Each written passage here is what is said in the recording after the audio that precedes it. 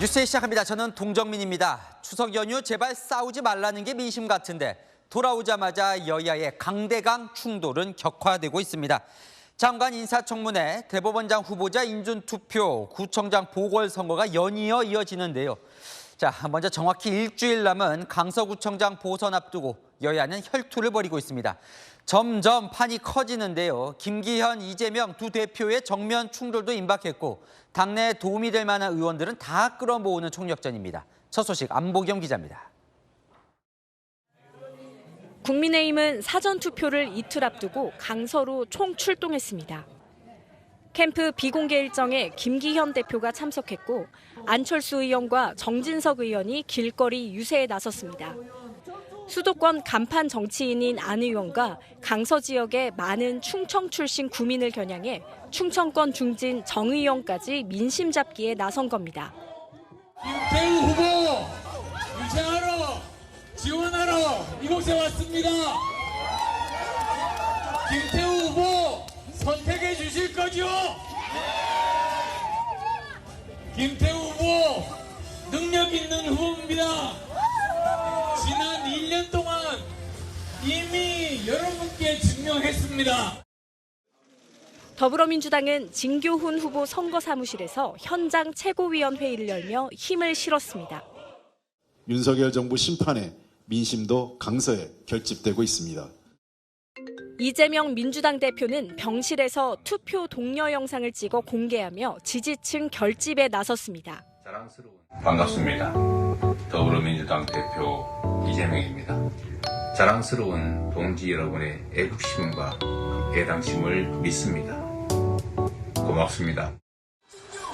이 대표는 이번 주 퇴원하는 대로 강서구를 직접 찾아 지원 유세에 나설 전망입니다. 채널A 뉴스 안보겸입니다. 이균용 대법원장 후보자 모레 인준투표를 앞두고 오늘 민주당은 의총에서 부결로 뜻을 모았습니다. 이재명 대표의 영장 기각 이후에 어수선한 당 분위기를 잡기 위해서라도 단일 대우로 맞서야 한다는 게 당 분위기인데요. 여당은 이 대표 재판 리스크를 염두에 둔 사법부 길들이기냐며 반발하고 있습니다. 최수연 기자입니다. 더불어민주당은 오늘 의원총회를 열어 이균용 대법원장 후보자가 부적격하다는 데 의견을 모았습니다. 비공개 의총에서 당론으로 채택할지를 두고 약식 거소투표를 진행했는데 대부분 채택하자는 데 손을 든 것으로 알려졌습니다. 그 당론으로 표결에 임할 것이냐, 자유투표로 임할 것이냐를 놓고 몇 분 발언들이 있으셨는데 다수는 당론으로 표결에 임하자. 민주당 인사청문특위 위원들도 당 의원들에게 친전을 보내 이 후보자의 9가지 부적격 사유를 나열하며 직접 부결을 호소했습니다. 이재명 대표 구속영장 기각 이후 세워진 친명계 원내지도부의 첫 리더십 시험대인 만큼 단일 대우를 이루기 위해 표단 속의 적극적인 모습입니다. 다만 당론으로 밀어붙일 경우 정치적인 선택이란 오해를 살 수 있다는 소수 의견에 당론 채택 여부는 모레 표결 직전 정하기로 했습니다. 국민의힘은 민주당의 부결 의도가 이재명 대표 재판 리스크 때문 아니냐고 반발했습니다. 여러 혐의로 기소된 이 대표의 향후 판결에 유리하게 하려는 사전 작업이라는 겁니다. 사법부 길들이기를 통해 이 대표의 재판의 영향이라도 미쳐보려는 얄팍한 꼼수 아닙니까? 민주당이 부결로 가닥을 잡으면서 35년 만에 대법원장 인준동의안 부결과 사법부 공백 사태는 현실화될 가능성이 커졌습니다. 채널A 뉴스 최수연입니다.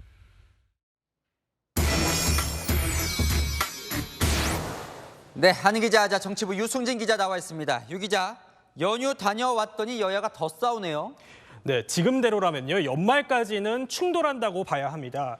이번 달 곳곳이 지뢰밭입니다. 한번 달력을 보여드리겠습니다. 우선 오늘요. 신원식 국방부 장관 후보자에 대한 인사청문 경과보고서 채택이 무산됐고요. 내일 김행, 유인촌 장관 후보자 청문회가 열리거든요. 근데 민주당은 부적격 인사라면서 지명 철회를 요구하고 있어서 여야가 세게 맞붙을 예정입니다. 모레는요. 이균용 대법원장 후보자 임명안을 표결하는데 민주당이 부결을 결과를 벼르고 있습니다. 다음 주엔 집권 2년차 윤석열 정부를 검증하는 국정감사가 시작되고요. 또 총선 모의고사 성격이 강한 강서구청장 보궐선거까지 있습니다. 이후 일정도 보면요, 산 넘어 산입니다. 다음 달에는 내년도 정부 예산안 심사가 있고요. 대통령의 거부권 행사가 유력한 노란봉투법, 방송법 개정안 등 쟁점 법안 처리도 앞두고 있습니다. 정말 말 그대로 지뢰밭인데요. 네. 이 싸우는 수준도 역대급입니다. 네, 맞습니다. 사실 그런데 여야 대치는 어제 오늘 일은 아니죠. 하지만 윤석열 정부 들어서 계속 수위가 높아지고 있습니다. 요즘은요, 인사청문회 보고서가 채택되는 경우가 드물 정도입니다. 올 하반기에 김영호 통일부 장관, 이동관 방통위원장, 박문규 산업부 장관을 포함해서 현 정부 들어서 17명이나 청문 보고서 채택 없이 임명됐습니다. 야당은 무조건 반대를 하고 대통령실은 무시하고 임명하는 거죠. 신원식, 김행, 유인촌 이 세 후보자도요, 이렇게 될 가능성이 큽니다. 그러니 이럴 거면 청문회를 못하러 하냐는 얘기가 나오는 거죠. 모레를 보면요, 이 대법원장 후보자 임명한 표결이 부결이 된다면 35년 만에 대법원장 부결인데요. 그렇게 되면 대법원장이 임명하는 대법관 후임 인선뿐만 아니라 아예 전원합의체 선고도 지장이 불가피합니다. 전례 없는 사법 공백이 벌어지는 거죠. 아니 말로는 뭐 민생, 경제, 정쟁하지 말자 하면서 왜 이렇게 싸우는 거예요? 속내가 뭡니까? 네, 한마디로 말씀드리겠습니다. 국민의힘, 민주당 모두 외부의 적이 필요한 상황이기 때문입니다. 일단 민주당부터 보면요, 이재명 대표 체포동의안 가결 이후에 친명, 비명, 집안 간 싸움이 극에 달했죠. 이 윤석열 정부라는 외부의 적을 앞세워서 단일 대우로 당을 봉합하려고 하는 겁니다. 영장 기각 이후에 이재명 대표 리더십을 세우는데도 효과적이라고 보는 거죠. 국민의힘도 비슷합니다. 예상과 다르게 이 대표 영장이 기각되면서 당의 동력이 떨어졌죠. 여기에 당 지도부가 총출동한 강서구 보궐선거까지 큰 차이로 진다면 수도권 의원들 중심으로 이대로 총선을 치를 수 없다, 이런 얘기가 나올 수 있습니다. 일단 지지층을 최대한 끌어내기 위해서라도 민주당과 이 대표라는 외부의 적이 필요한 거죠. 자, 그럼 계속 이렇게 싸우는 겁니까? 네, 홍익표 민주당 원내대표로 바뀐 이후에요, 오늘 여야 원내대표가 처음 만났거든요. 영상으로 보여드리겠습니다. 지금 화면으로 보시고 계시겠지만요, 겉으로는 훈훈했습니다. 불필요하게 싸우지 말고 합의할 수 있는 민생 법안부터 처리하자고요. 하지만 출구가 쉽게 보이지는 않습니다. 여야 모두 윤석열 대통령과 이재명 대표가 키를 쥐고 있기 때문이죠. 이재명 대표의 복귀가 변수가 될 수도 있겠지만요, 이 대표가 대통령에게 제안한 영수회담은 성사가 될 가능성은 낮아 보입니다. 윤석열 대통령은 여전히 이재명 대표를 피의자로만 보고 있고 이 대표 역시 윤석열 정권을 심판 대상으로만 보고 있습니다. 여야 모두 말로만 민생을 외치는 것 아니냐, 이런 비판이 나올 수밖에 없습니다. 네, 잘 들었습니다. 아는 기자 유승진 기자였습니다.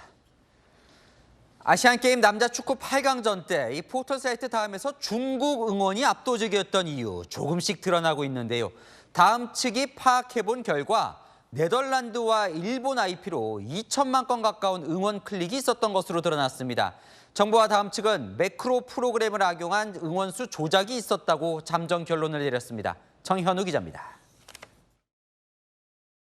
지난 1일 열린 아시안게임 남자 축구 한중전 당시 중국팀 응원 비율이 비정상적으로 높았다는 의혹이 제기되자 다음 측이 자체 진상조사 결과를 밝혔습니다.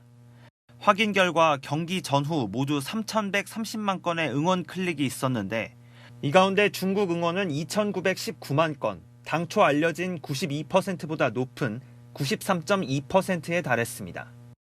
그런데 이 중 네덜란드와 일본 두 개의 IP로 각각 1,539만 건, 449만 건의 중국 응원이 쏠린 겁니다. 전체의 65.3%에 달하는 비중입니다. 응원이 집중된 시각도 경기가 이미 끝난 뒤인 2일 자정 30분쯤이었습니다. 다음 측은 네덜란드와 일본 IP 모두 가상 사설망 VPN을 활용한 것으로 보고 있습니다. VPN 업체들은 이용자가 인터넷을 켜면 외국 데이터 센터를 거쳐 인터넷에 접속하게 해줍니다. 이때 IP는 데이터 센터가 있는 국가의 IP로 바뀌기 때문에 소위 국적 세탁이 되는 겁니다. 다음 측은 누군가 두 IP로 매크로 프로그램을 사용한 이례적 현상으로 파악된다며 서비스 취지를 훼손한 중대한 업무방해 행위인 만큼 경찰에 수사 의뢰하겠다고 밝혔습니다. 한 인터넷 커뮤니티엔 자신이 한중전 당시 매크로 프로그램으로 응원 버튼을 눌렀다는 글이 올라왔다 지워지기도 했습니다. 방통위는 오늘 다음 측이 제출한 IP 현황 등을 보고받고 국민 여론을 분열시키는 행위가 국내는 물론 해외 세력에 의해서도 벌어질 수 있다는 우려가 확인됐다고 밝혔습니다. 채널A 뉴스 정현우입니다. 정부도 발빠르게 대응에 나섰습니다. 여론 왜곡과 조작을 막겠다면서 여러 부처를 함께 모아 태스크포스를 띄우기로 했습니다. 포털 사이트의 책임을 강화하고 해외 IP로 우회 접속하는 걸 차단하는 안도 검토합니다. 조아라 기자입니다. 한덕수 국무총리가 포털 사이트 다음에 중국 응원 사태를 보고받고 범부처 TF 구성을 긴급 지시했습니다. 여론 왜곡 조작 방지 대책을 시급히 마련하라는 겁니다. 한 총리는 과거 드루킹 사건과 같은 일이 재발하지 않도록 입법과 재발 방지 대책을 마련하라고 강조했습니다. 방송통신위원회와 법무부 등으로 구성된 범부처 TF는 포털 사업자의 책임을 강화하는 안을 마련할 예정입니다. 해외 IP로 우회 접속하지 못하게 차단하는 안과 댓글의 국적 표기를 의무화하는 법안 통과도 논의할 예정입니다. 이동관 방통위원장은 중국 응원 사태를 두고 이런 게 발전하면 국기 문란 사태가 된다며 경각심을 강조했습니다. 국민의힘은 중국과 북한의 선거 개입 가능성을 여전히 의심하고 있습니다. 특정 반국가 세력들이 국내 포탈을 기점 삼아서 광범위한 여론 조작을 하고 있는 것으로 만천하에 드러난 것입니다. 윤석열 대통령도 상황을 예의주시하고 있습니다. 가짜 뉴스와 허위 조작 선동이 이 나라의 민주주의를 위협하고 있습니다. 대통령실 관계자는 매크로를 돌린 것이라면 여론 조작이고 자유민주주의 체제를 위협하는 문제라고 지적했습니다. 채널A 뉴스 조아라입니다.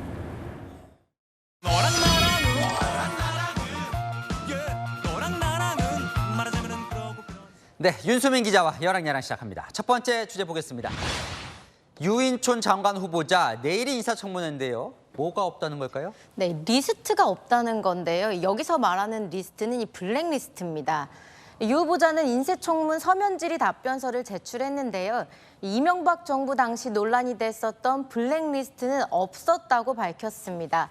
다만 유명인의 사회적 이슈 발언에 대해서는 신중해야 한다고 했습니다. 저 뒤에 말이 이슈가 됐던데요. 그럼 그 신중한 발언을 해야 할 유명인은 누구냐는 거죠? 네, 이 자우림의 보컬 김유나 씨를 겨냥한 것이라는 해석이 나오는데요. 김 씨는 후쿠시마 오염수 방류 날 지옥이라는 글을 써서 논란이 됐었습니다. 민주당은 유 후보자의 답변을 문제 삼았습니다. 장관 후보자인 유인촌 씨가 그렇게 얘기하는 거는 그 해당 연예인의 입장에선 굉장한 심리적 부담이 갔겠죠. 그 자체가 일종의 블랙리스트를 만들어가는 과정이 되는 겁니다. 네, 유 후보자는 첫날부터 블랙리스트는 없다는 입장을 밝혔었죠. 제가 임명이 된다면 한번 그런 문제는 다시 한번 잘 들여다보고 또 얘기가 나온다면 다시는 이런 일이 없도록 잘 정리를 한번 해보겠다 이런 생각을 하고 있어요. 자, 그런데 민주당도 연예인을 언급했다면서요? 네, 민주당은 이 배우 이영애 씨를 소환했습니다. 이영애 씨가 최근 이승만 기념관에 5천만 원을 후원해 논란이 일었는데요. 민주당 본인들은 할 말이 많아도 문제 삼지 않았다며 여당보다 더 관대하다는 듯 생색을 냈습니다. 네, 이영애 씨 자발적으로 후원을 한 건데 공격을 많이 받았던 것 같아요. 네, 이영애 씨 북한처럼 됐으면 얼마나 끔찍했을까요라며 평안한 나라에서 아이들이 살아갔으면 하는 엄마의 마음으로 기부했다고 해명을 했습니다. 아이의 교육과 육아를 열심히 하시는 엄마와 그리고 아빠, 그런 가정이 국가의 브랜드가 아닐까. 많은 분들이 정말 이 나라를 위해서. 네, 다음 주제 넘어가 보겠습니다. 김태우 강서구청장 후보자인데요. 후보가 사는 집은 무슨 얘기일까요? 네, 강서구청장 후보자라면 당연히 강서구에 살겠죠. 그런데 민주당이 어떤 집에 사는지를 문제 삼았습니다. 공직자 재산 공개 내역을 보면 김 후보자와 배우자, 경기 분당구와 서울 성수동에 각각 10억 원이 넘는 아파트를 보유하고 있는데요. 강서구에서는 보증금 1,000만 원인 월세에 살고 있거든요. 민주당 주민에 대한 최소한의 염치도 없냐며 아파트를 처분하라고도 했습니다. 그러니까 강서구청장 선거에 나오면서 왜 집은 다른 지역에 갖고 있냐 뭐 이런 공격인가요? 네, 국민의힘은 이 전세 사는 사람은 그 동네 사람도 아니냐며 집값이 오른 건 문재인 정부 때문이라고 비판했는데요. 김 후보자 강서 토박이가 아니죠. 지난 총선과 구청장 선거에 출마하며 강서와의 인연이 시작됐는데요. 정치권에서 선거를 위해 지역을 옮기는 일 종종 있습니다.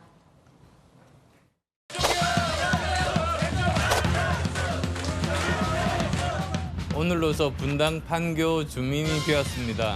분당갑에서 가장 먼저 사옥을 지은 것이 안랩입니다. 안철수 후보를 떴다방 정치 투기꾼으로 규정합니다. 뭐 사실 지역구에 꼭 집을 가지고 있어야만 되는 건 아니죠. 거기에 살면 되는 거예요. 네, 이재명 대표도 이 계양을로 옮길 때 전세로 이사를 했었죠. 확실하게 해주면서 계양을 보고로서의 말씀을 마치고. 우리 계양구의 주택 보급률이 얼마나 되는지 물어보고 싶고 계양구가 투기과일 지역인지 묻고 싶습니다. 제가 이사 온 지가 얼마 안 됐고 그래서 세부적인 수치는 잘 모릅니다. 연고 자꾸 주장하시는데 연고가 없어도 유능한 옆집 사람이 옆 동네 사람이 같이 일할 수도 있는 거 아닙니까? 네, 김태우 후보자 공식 해명을 준비 중이라고 했는데요. 자가냐 월세냐가 논란이 될 만큼 우리 국민에게 집은 예민한 문제인 듯합니다. 네, 지금까지 여랑야랑이었습니다. 다음 소식입니다. 태국 방콕의 쇼핑몰에서 14살의 소년이 총기를 난사했습니다. 2명이 숨지고 5명이 다쳤는데 이 쇼핑몰은 한국인 관광객도 즐겨 찾는 곳입니다. 사건 현장엔 라이브 방송을 하던 한국인도 있었습니다. 김태림 기자가 당시 상황을 취재했습니다. 태국 방콕의 대형 쇼핑몰. 인터넷 방송을 하던 한국인 관광객이 화들짝 놀랍니다. 주변 사람들과 함께 도망치고 이게 뭔데? 괴한의 무차별 총격에 아수라장이 된 쇼핑몰 현장 모습은 화면에 그대로 담겼습니다. 대형 쇼핑몰에서 총기 난사 사건이 벌어진 것은 현지 시각 어제 오후 4시 30분쯤. 2명이 총에 맞아 숨지고 5명이 다쳤습니다. 인터넷 방송 진행자는 처음 들어본 총성 5발에 생명의 위협을 느꼈다며 당시 악몽 같던 상황을 전했습니다. 총소리를 들어본 적이 없어서 저 유리창이 부서지는 줄 알았어요. 무슨 상황인지 잘 모르겠다가 어떤 아이 엄마가 유모차에서 아기를 꺼내고 유모차를 버리고 뛰는 거를 본 거예요. 방콕의 명소인 쇼핑몰에는 한국인 관광객들도 다수 있었습니다. Actually, I was outside of the mall, but suddenly a lot of people just run away. And I asked why, and they said because there's some terrorism. We went to inside this mall, and then they closed the door, and then we just stuck inside. 현지 경찰은 용의자인 14살 소년을 현장에서 체포했습니다. 정신질환을 앓고 있다는 용의자는 누군가 다른 사람을 쏴야 한다고 했다고 경찰에 진술한 것으로 알려졌습니다. ปืนเป็นแบงก์กันนะครับเป็นปืนพลาสติกนะครับแต่เขามาเปลี่ยนลำกล้องดัดแปลงให้ใช้ได้นะครับในส่วนนี้นะครับก็เดี๋ยวจะเพิ่มมาตรการในการ 경찰은 용의자가 계획적으로 범행을 저지른 것으로 파악하고 조사 중입니다. 채널A 뉴스 김태림입니다. 네, 추석 연휴에 건전지를 삼킨 4살 어린이. 아이 부모는 노심초사하며 병원으로 향했는데 꽉 막힌 도로에 애를 태워야 했습니다. 바로 그때 도로에서 만난 순찰차 얼마나 반가웠을까요? 이 순찰차의 도움으로 고비를 넘겼습니다. 강경모 기자입니다. 순찰차 뒤에 있던 검은색 승용차에서 운전자가 급하게 내립니다. 순찰차로 뛰어오더니 도움을 요청합니다. 4살 딸아이가 지름 1cm 크기의 단추형 건전지를 삼켰다며 병원으로 빨리 가야 한다고 애를 태웠습니다. 당황하셨는지 남자분께서 걸어오시는 거 보고 저도 차에서 내렸거든요. 춘천 소방서를 헬기를 타러 가야 되는데 차가 막히니까 에스코트를 해달라고 요청을 했습니다. 순찰차는 곧바로 사이렌을 켰고 앞서 달리면서 승용차에게 길을 터주며 나아갔습니다. 2차로에서 3차로를 오가고 꽉 막힌 길도 순찰차가 앞서가자 차들이 양쪽으로 비켜줍니다. 공지로 사거리에서 춘천 소방서까지 15분 걸리는 거리를 6분 만에 도착할 수 있었습니다. 운전자분들께서도 그 차량들을 양보를 해주셔가지고 저희가 그 안전하게 소방서까지 갈 수 있었고요. 경찰관이라면 뭐 당연히 해야 될 일인데 너무 크게 화제를 해주셔가지고 부끄럽고요. 정경위 활약 덕분에 아이는 응급 헬기로 인천의 한 대학병원으로 늦지 않게 이송될 수 있었습니다. 아이의 상태는 현재 양호한 것으로 알려졌습니다. 단추형 건전지가 몸속에 들어가면 위산과 반응에 화상을 입을 수 있습니다. 심각한 경우 폐혈증으로 생명이 위험할 수도 있습니다. 한국소비자원에 접수된 영유아 건전지 삼킴 사고는 최근 10년간 매년 평균 60여 건으로 집계됐습니다. 이 때문에 일부 업체는 쓴맛을 건전지 표면에 묻혀 판매하고 있습니다. 채널A 뉴스 강경모입니다. 전기톱을 들고 은행을 털려던 60대 절도범이 붙잡혔습니다. 얼굴을 가리려고 삿갓을 쓰고 있었는데요. 3년 전 절도 범행 때 이 남성을 잡았던 형사의 눈썰미를 피하지 못했습니다. 공국진 기자입니다. 현금 자동 인출기가 있는 은행 365 코너로 들어오는 한 남성. 머리엔 삿갓을 쓰고 있습니다. 양손엔 전기톱과 포대자루가 들려 있습니다. 어제 오전 9시 35분쯤 60대 남성이 전기톱으로 철문에 구멍을 내고 은행에 침입했습니다. 은행 창구 안쪽에 들어선 뒤 책상 사이를 오가며 현금을 찾습니다. 하지만 경보음이 울리면서 절도 행각은 단 4분 만에 수포로 돌아갔습니다. 아침 뻘건 뛰나제 이게 뭐 말하는 시간에 주먹을 들어서 얼굴하고 상상차 지내고 있어요. 황당해. 더구나 삿갓까지 썼지만 2시간 만에 광주의 한 버스 정류장에서 경찰에 붙잡히고 말았습니다. 범행 당시 CCTV 위치를 확인하기 위해 고개를 들었다가 얼굴이 노출된 겁니다. 잘리기 전에 혹시 CCTV가 있는 거 보려고 삿갓을 살짝 제끼고 이렇게 쳐다봤어. 얼굴이 보일 거 아닌가. 3년 전 모자를 눌러 쓰고 상가에서 절도 행각을 벌이다 붙잡힌 전력이 있던 절도범의 얼굴을 형사가 한눈에 알아봤던 겁니다. 조사 결과 절도범은 당시 실형을 선고받고 복역하다 지난 6월 출소했던 것으로 드러났습니다. 절도범은 경찰에서 생활비가 필요해 은행을 털려고 했다고 자백했습니다. 경찰은 특수절도 미수 혐의로 구속영장을 신청했습니다. 채널A 뉴스 공진입니다. 20대 아들이 아버지를 살해하는 비극이 벌어졌습니다. 유튜브 좀 그만 보라라고 꾸짖자 흉기를 휘두른 겁니다. 범행을 신고한 건 어머니였습니다. 신선미 기자가 취재했습니다. 이 아파트에 사는 20대 아들이 50대 아버지를 흉기로 찔렀다는 신고가 접수된 건 어젯밤 9시 40분쯤. 신고를 받고 출동한 경찰은 아파트 주변을 배회하는 아들을 현행범으로 체포하고 화단에서 흉기를 수거했습니다.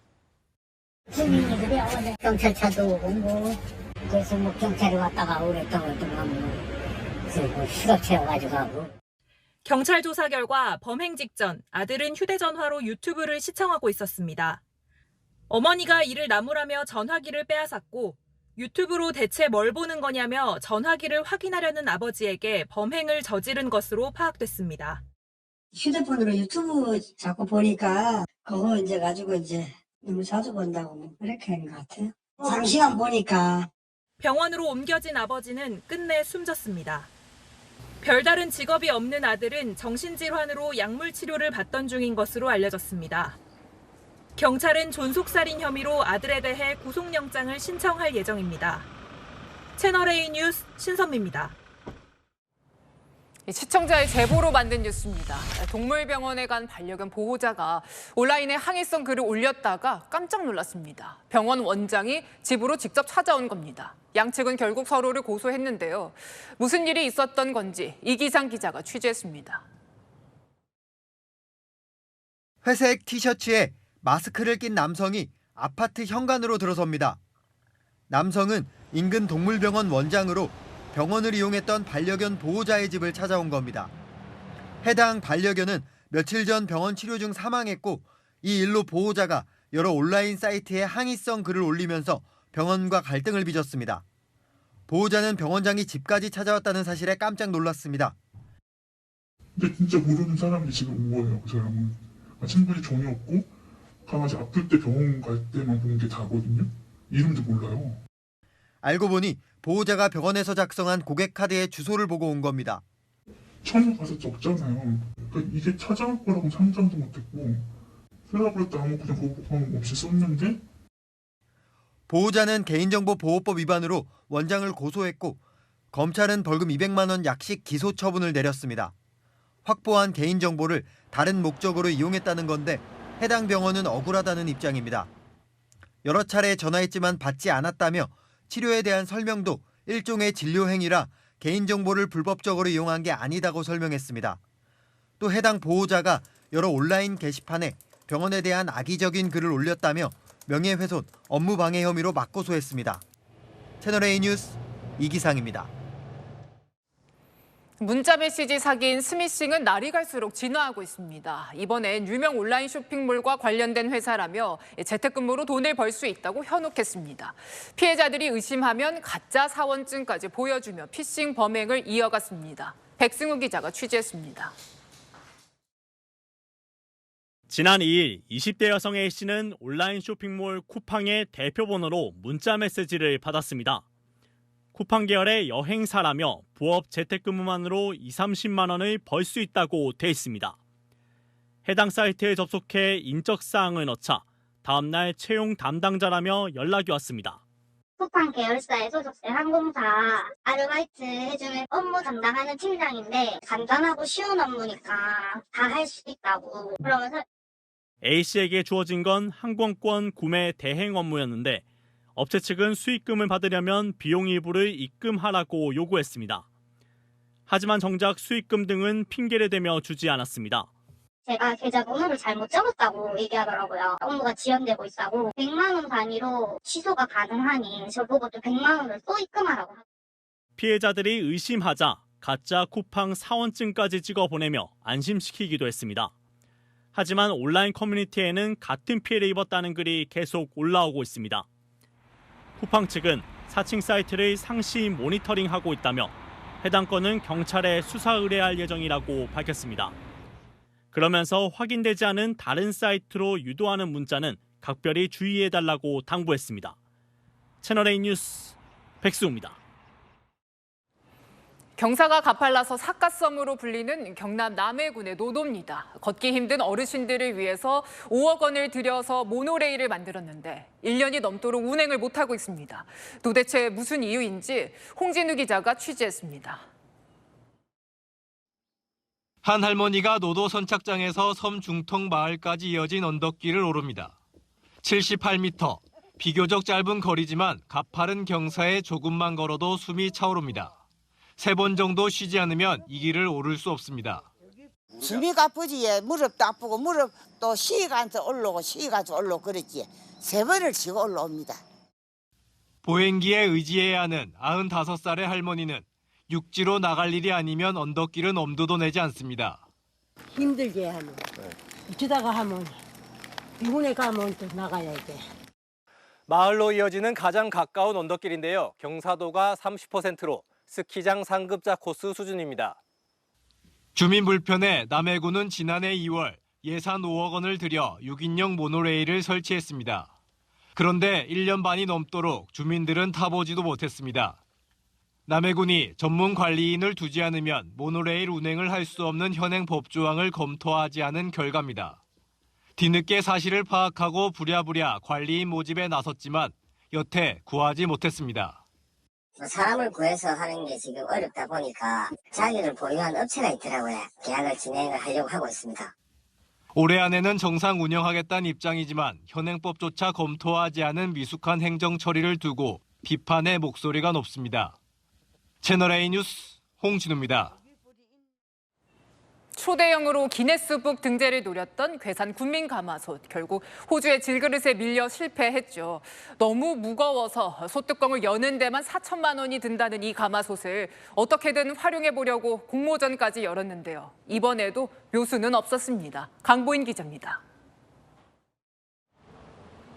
높이 2.2m, 둘레 17.8m, 지름 5.7m의 괴산 군민 가마솥입니다. 무게만 43.5톤에 한 번에 쌀 50가마, 4만여 명이 동시에 먹을 수 있는 밥을 지을 수 있다고 알려져 있습니다. 김문배 군수 시절인 2003년 괴산군이 5억여 원의 군민들이 모은 성금과 고철까지 들여 2년에 걸쳐 만들었습니다. 무쇠 재질인 가마솥이 녹슬지 않게 안팎으로 들기름을 발라 관리했었는데요.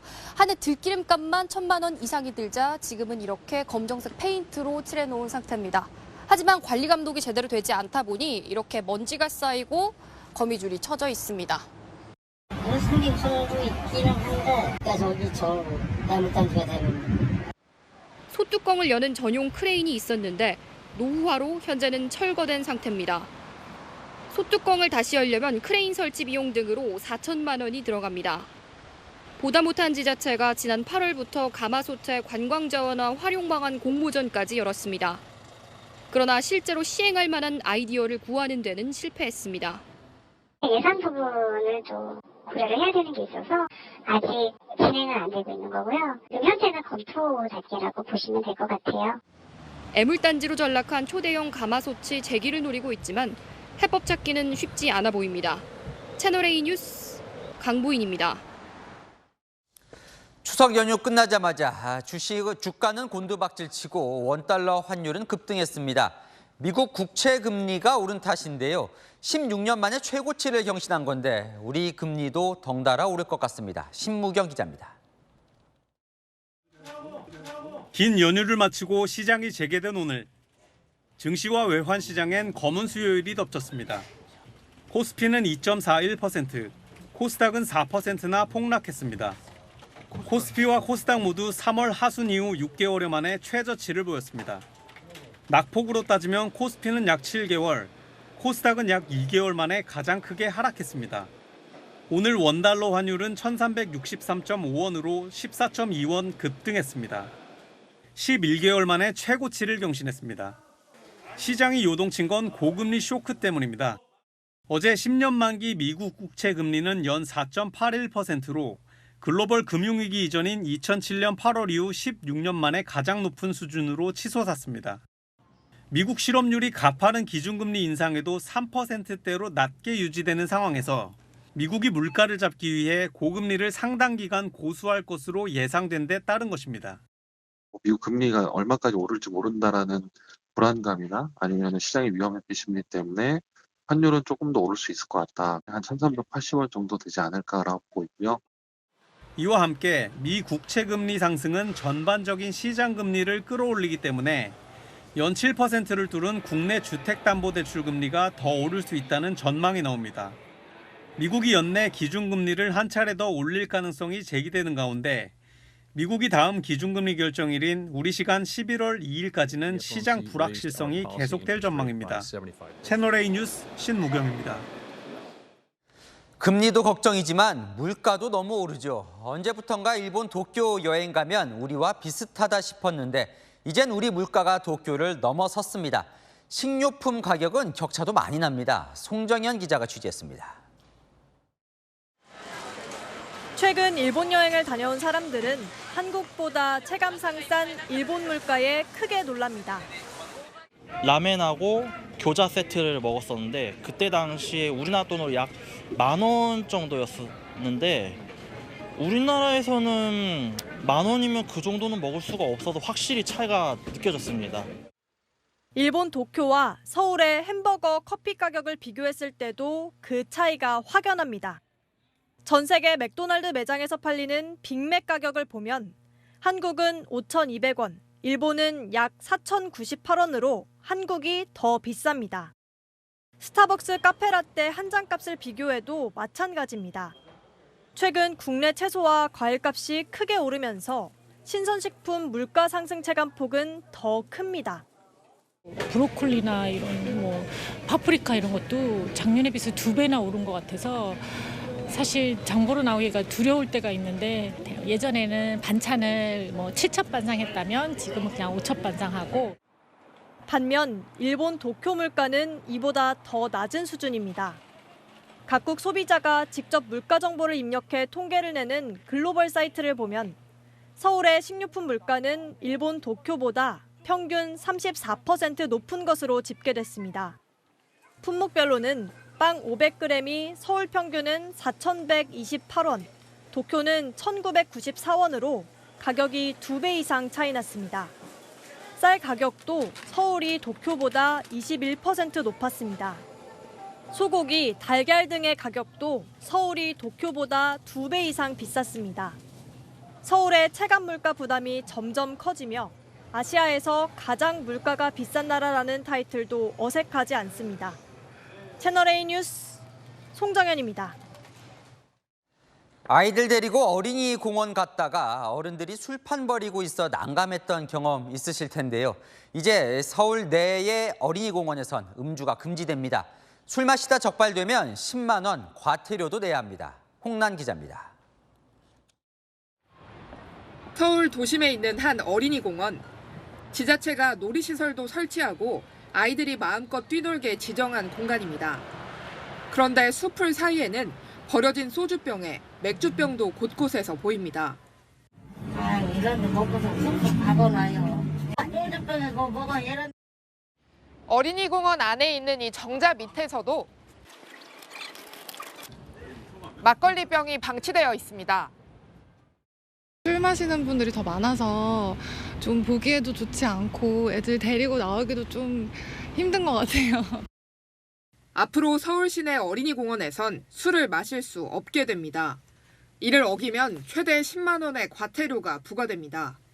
서울시가 어린이 공원을 금주구역으로 지정할 수 있는 조례 개정안을 오늘 공포했습니다. 서울에 있는 어린이 공원은 모두 1,146곳. 관할 자치구가 새 조례에 따라 금주구역으로 지정할 수 있게 됐습니다.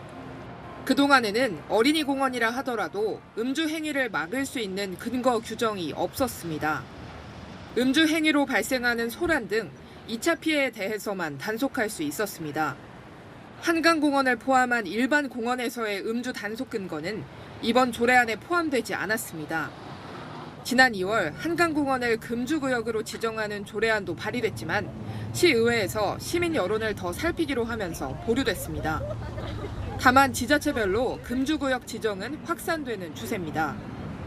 부산 광안리 밀락수변공원이 금주구역으로 운영 중인 가운데 대구 북구청도 관내 8개 공원에 대한 금주구역 지정을 예고했습니다. 채널A 뉴스 홍란입니다.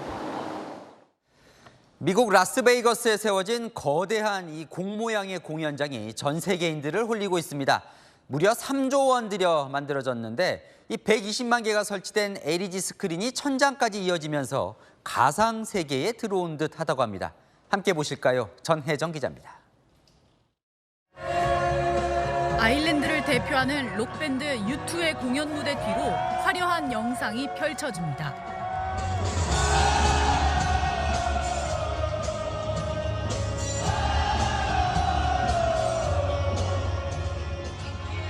밴드와 관객이 함께 노래를 부르는 사이 영상이 공연장을 빈틈없이 채웁니다.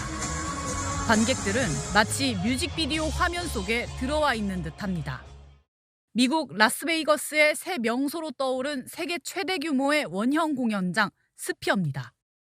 3조 1천억 원을 투입해 7년 공사를 거쳐 지난 주말 문을 열었고 첫 공연도 열린 겁니다. It was absolutely amazing. First off, seeing all the artwork was just absolutely insane. I mean, every time that you would look up, it was just different screens. It was just crazy. I can't even think about it. 축구장 7배 면적인 원형 건축물 겉면엔 LED 스크린 120만 개가 설치됐습니다.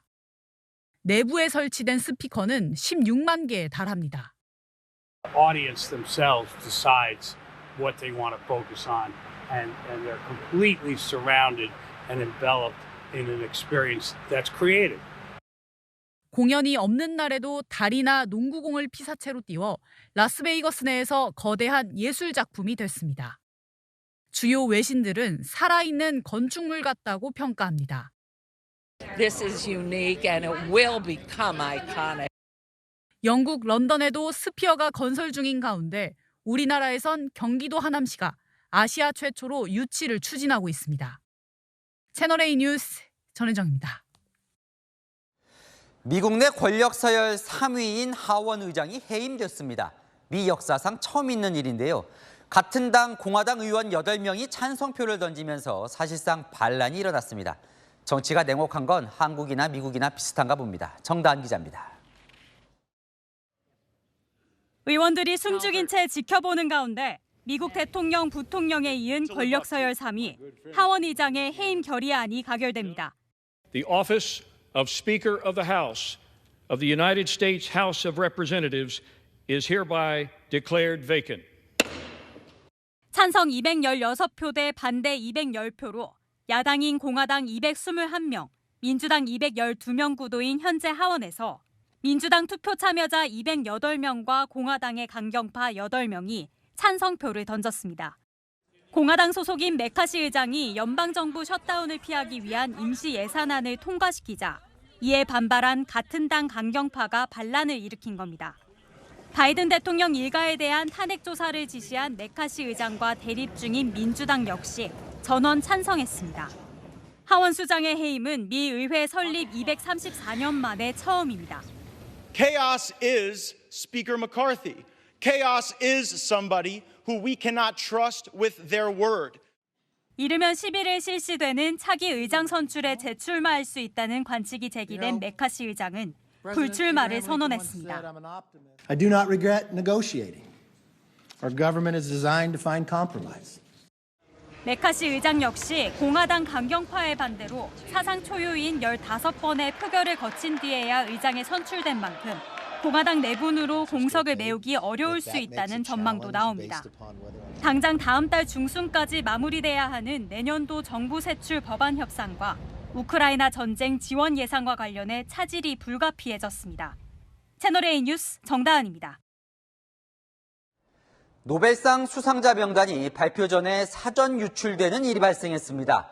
화학상 수상자 3명 명단이 발표 4시간 전에 언론사에 전달된 건데요.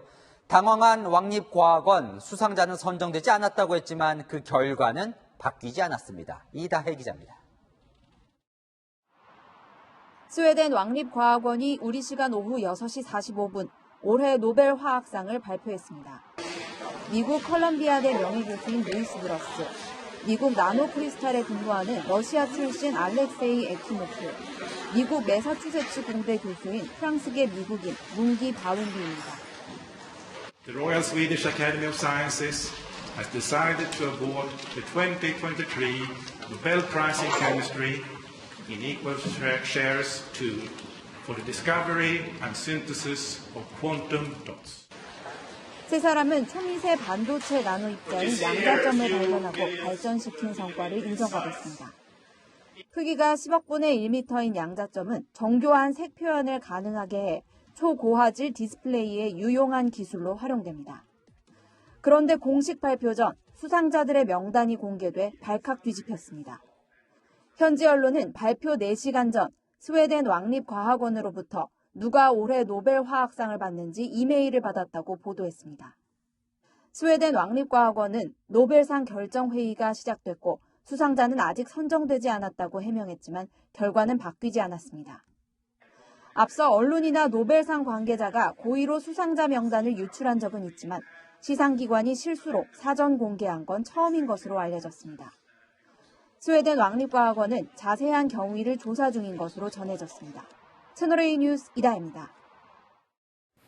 한국방송학회와 윤두현 의원의 공동 주최로 민영방송 제어가 개선 방안 토론회가 열렸습니다. 토론회에선 뉴미디어 채널이 급성장하는 환경에서 제어가 제도 개선이 필요하다는 지적이 이어졌습니다. 재승인 유효 기간을 현행 3년에서 7년으로 확대하는 안이 구체적으로 거론됐습니다.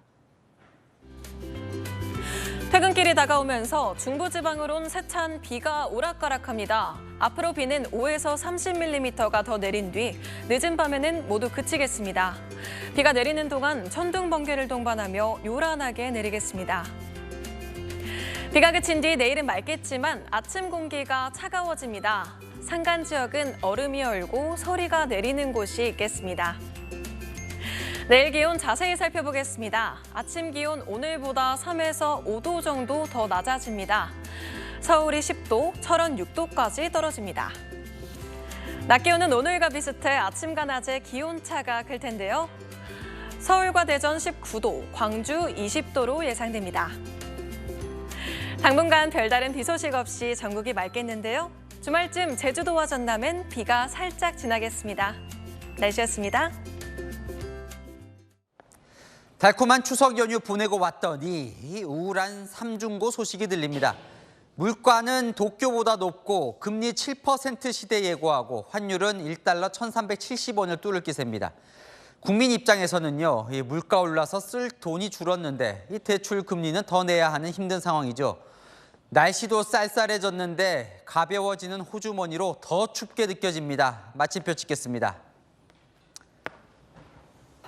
군풍을 기다리며 뉴스에 마칩니다. 감사합니다.